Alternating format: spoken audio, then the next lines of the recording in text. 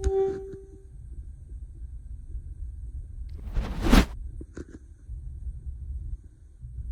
guys, I am here with a 25 Chevy Silverado, and I do want to show you, we're going to do the front camera install today right here. I just wanted to show you a few things to pay attention for that haven't really been covered in the other videos. So after you get this top grill piece off here, you are going to want to remove these 10mm bolts right here, and this is covered in the instructions. And then this guy will, like, you can hear it. It's actually a little bit more violent than that. Doing it the first time, it does have to clip in over here. You can see the clips back there that go in right there. So what this does is exposes, if you can see down there, the little mounting studs for where the zip ties will snap into to hold it against the grill. And then I'm gonna come back and show you this, but the camera will come up, go through that cavity in behind here, and you can see an area in here where it can already come in back here. It's gonna come up through here and then zip along there. Also, this guy does not appear to have that little grommet, so I'm gonna go over that here shortly. This is gonna be a few-part video, so hopefully give you guys some tips on this stuff. So what I recommend doing before even installing the front camera is testing it first. So I've removed this side seal panel that's shown in the other videos, and I forgot my light, darn it. But up here, see these little white clips? They gotta come down, and I'm not gonna be able to do it very well with one hand and shooting a video at the same time. Actually, there, I just did it.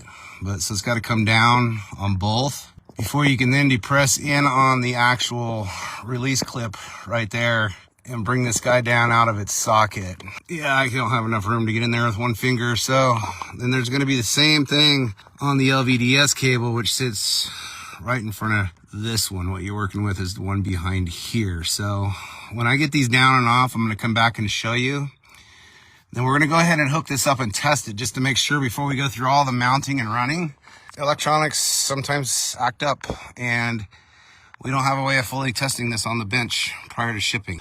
I've only had a couple give us trouble out of probably 100 already, so likely not gonna happen, but food for thought. So pay attention to those clips. I will be back to show you the rest shortly. In the kit, you're gonna have 3 basic bags, 4 really. So you got your main module here. You're gonna have your harnessing here, front camera, and cabling into the cab here. This is also very important. These are your instructions, QR code to take you right to the video. I do send an email with the instructions, instruction link, and PDF 90% of the time. Sometimes I get busy and it doesn't happen. You got to remind me. More importantly, you do need to check spam, because emails go to spam. This is how you're going to get to video instructions. This back here is also your warranty card, so that's important.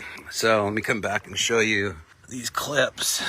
So I had to come up with this guy and then depress that guy in the middle. So when you're used to working with stuff like this, like I have been for all these years, this is your best friend, because you're pretty much gonna have to do it by feel and knowing where it's at. So pop that up, then go in with this dead center, push it in, pull down.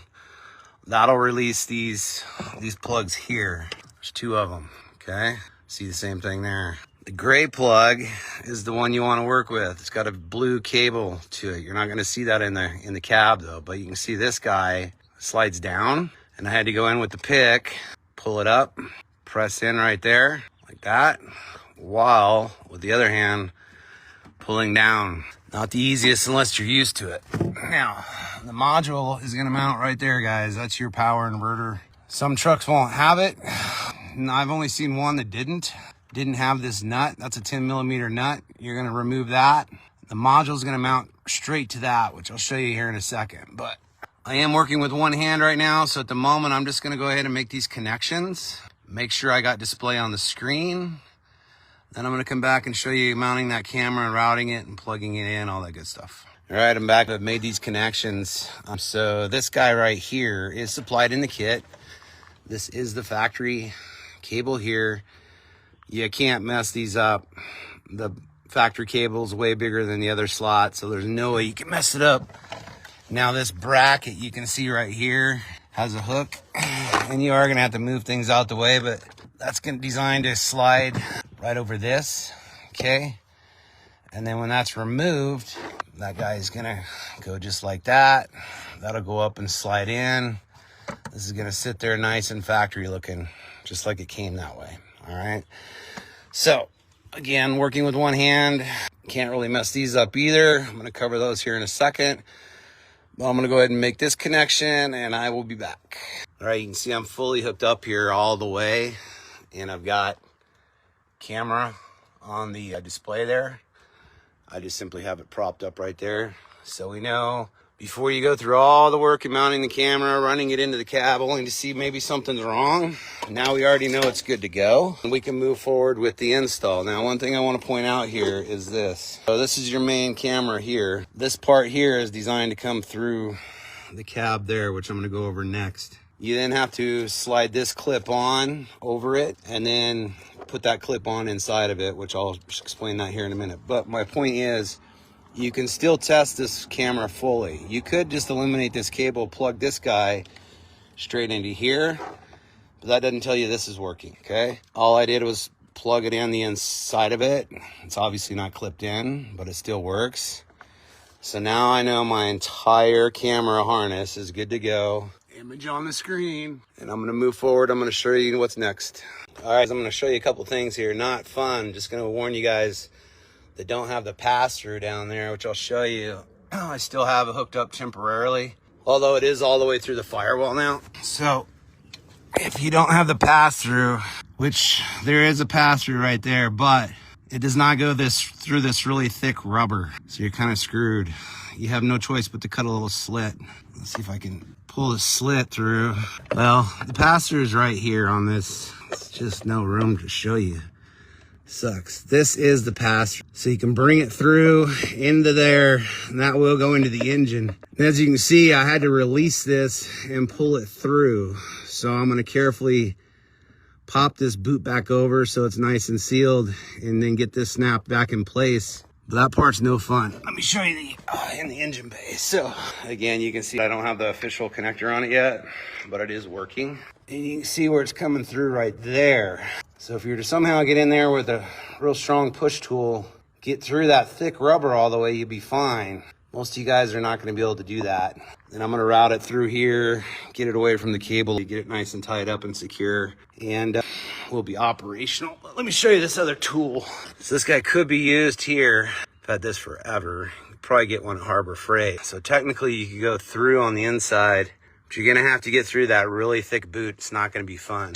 But we are done. I've got camera image, so I'm going to go ahead and button this up, and I'll be back to show you the final. Guys, a little bit of a quick final outcome here. You can see the camera there mounted all nice underneath the emblem.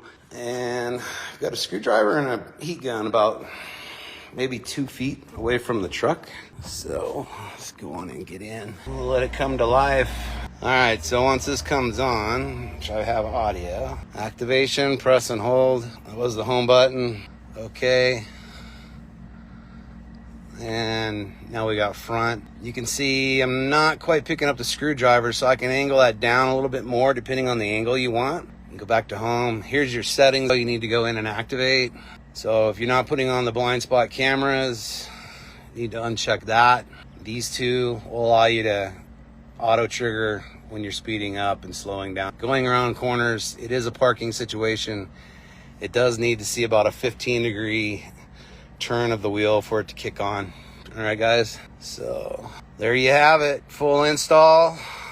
For more information, as usual, just message us. Give us a call.